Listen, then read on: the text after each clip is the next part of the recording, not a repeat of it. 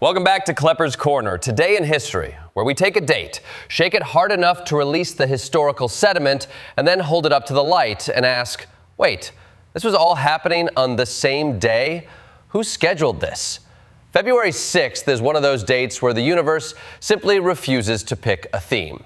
Some days are about triumph, some are about tragedy, but February 6th is the Costco sampler platter of world history. You get a little empire building, a little state building, a little treaty mistranslation that will haunt a country for 2 centuries. And because history likes drama, you also get earthquakes, monarchs, microchips, and Manchester United. So buckle in, because February 6th is where the global timeline says, let's do everything, everywhere, all at once. Segment 1. Revolutions, ratifications, and a very nervous John Hancock. Let's start in 1778, when Benjamin Franklin is in Paris doing what he always seemed to do best, charming the French into supporting revolutions that are not theirs. And somehow, he succeeds. On February 6th, Franklin signs the Treaty of Alliance, meaning France officially agrees to help America in the Revolutionary War. Yes, the country that invented pastries, delicate enough to disintegrate when you look at them, decided to take on the British Empire because Ben Franklin wore a fur hat and flirted with absolutely everyone. Fast forward 10 years to another February 6th, and the crisis isn't external, it's internal.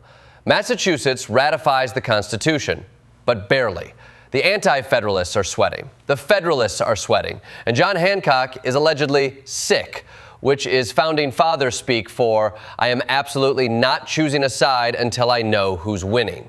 But then someone proposes the conciliatory proposition, which is essentially the 18th century version of, like, sure, we'll sign it, but only if you promise to fix it later. And thus, the Bill of Rights is born. A miraculous political moment built on compromise, vision, and a whole lot of people pretending to agree when they absolutely did not. February 6th, the day democracy was saved by passive-aggressive footnotes. Segment 2, raffles, rivalries, and the mangrove that became a metropolis. Now we hop to 1819, where Sir Stamford Raffles looks at a muddy mangrove island with a few hundred residents and says, yes, this will be the center of global capitalism.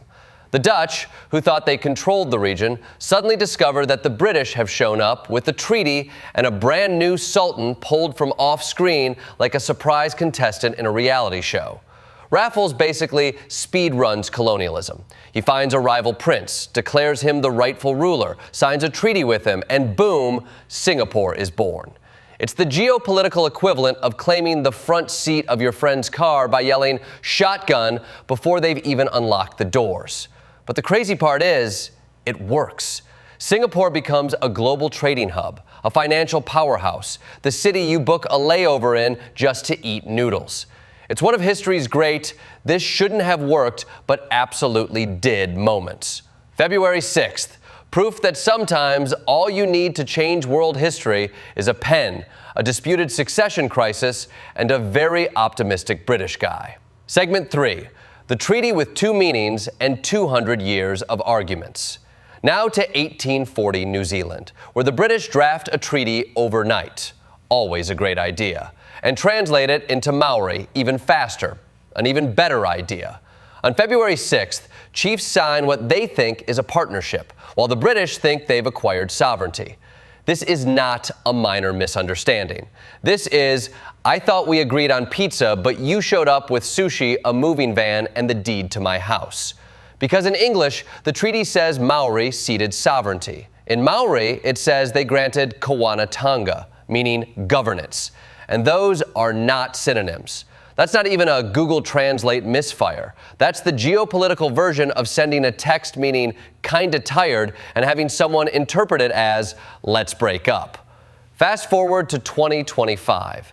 New Zealand erupts in the largest Waitangi Day protest in modern history because the government tries to redefine what the treaty means. Tens of thousands march. Maori MPS protest inside Parliament. Scholars publish scathing reports. It's like the entire country collectively says, No, we've been arguing about this for 185 years. We're not stopping now. February 6th, the day that proved that translations matter, legal language matters, and overnight drafting never leads to peace, only to centuries of group therapy. Segment 4, Queens in Trees and Kings in Trouble.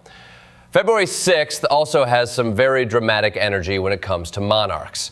Let's begin in 1952 with Princess Elizabeth on vacation in Kenya at a treehouse hotel, literally a queen in a tree, when her father dies and she becomes monarch. It's the only time in history where someone ascended the throne and no one could tell her because they couldn't get a signal. Even in 1952, cell coverage was already terrible.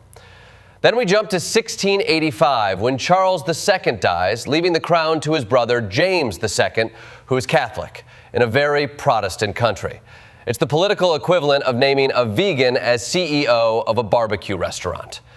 This reign lasts 3 years before Parliament says, we would prefer literally anyone else, and brings in William and Mary.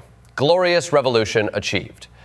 Then we go way back to 590 CE Persia, where Hormizd IV is overthrown by his own brothers-in-law in a coup that screams, family holiday dinners must have been awkward. His fall leads to a civil war, which weakens the empire right before the Arab conquests arrive. It's the historical version of stress testing a building right before a meteor hits it. And let's not forget 337 CE, where Julius I becomes pope and immediately inserts Rome into major theological debates. He basically invents the idea that if bishops are fighting, the pope gets a say. A job tradition still very much alive. February 6th, the day monarchy says, let's really test this whole succession system. Segment 5, everything collapses. Earthquakes, empires, and football teams.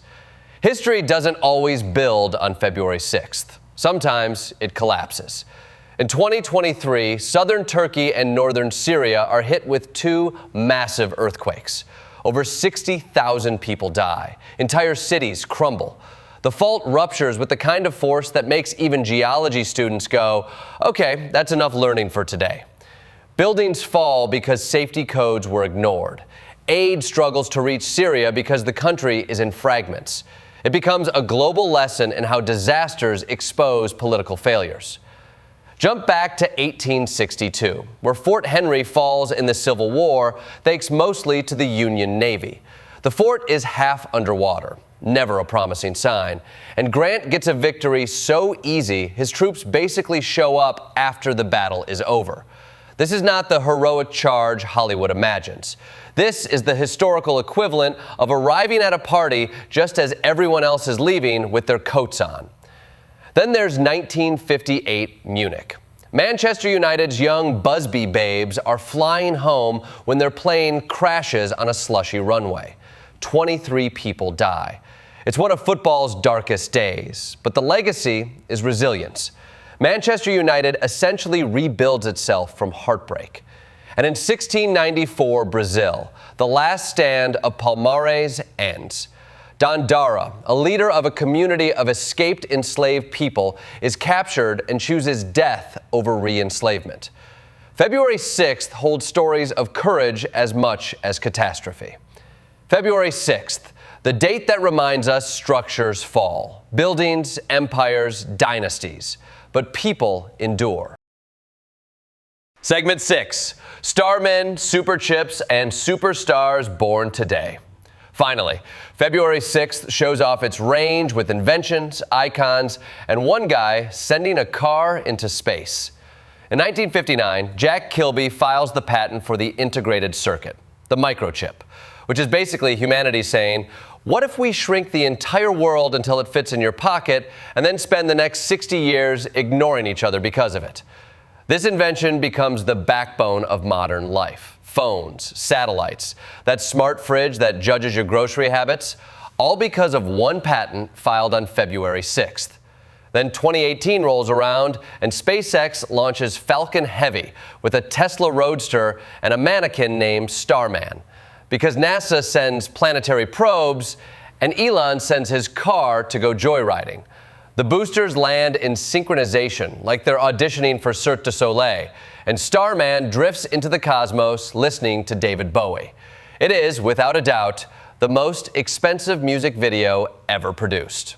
On February 6, 1935, Monopoly goes on sale, a game originally designed to warn people about the dangers of monopolies, which then becomes beloved because nothing unites a family like the opportunity to financially ruin each other. And birthdays. Oh, the birthdays. Reagan, the president who brought down the Soviet Union and sold jelly beans. Babe Ruth, the man who hit baseballs so far NASA should track them. Bob Marley, the poet of peace whose songs are still protest anthems. Aaron Burr, the guy who shot Hamilton and somehow still has a musical about him. Zsa Zsa Gabor, the influencer before influencers existed. Finally, we get global observances. Sami National Day, celebrating indigenous unity across the Arctic, and the UN's Zero Tolerance Day for ending FGM, a reminder that human rights are not history, they're ongoing work. February 6th, a day of invention, inspiration, and the kind of international scheduling chaos that makes you wonder if history has a sense of humor. In conclusion, February 6th is a kaleidoscope, a dizzying spin of revolutions, earthquakes, monarchs, microchips, and musicians. It's the day that insists the world can change in Paris salons, in Maori meeting grounds, in royal tree houses, in collapsing cities, and in laboratories filled with circuits the size of fingernails. It's a reminder that history isn't shaped by a single theme or narrative. It's shaped by collisions. Collisions of cultures, of languages, of tectonic plates, of political systems, of ideas tiny enough to sit on a chip and big enough to shake the world. And the beauty of February 6th is that it shows us, over and over, that the world doesn't change once. It changes constantly, sometimes by inch, sometimes by earthquake, sometimes by a guy sending his car toward Mars. And that's today in history. Stay curious, stay skeptical, and I'll see you next time on Klepper's Corner.